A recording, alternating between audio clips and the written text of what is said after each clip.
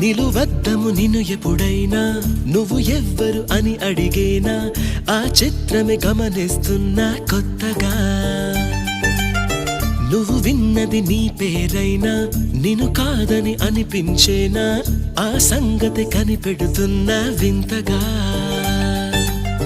నీ కన్నుల మెరిసే రూపం నాదేనా అనుకుంటున్నా నీ తేనెల పెదవులు పలికే తీయదనం నా పేరేనా అది నువ్వే అని నువ్వే చెబుతూ ఉన్నా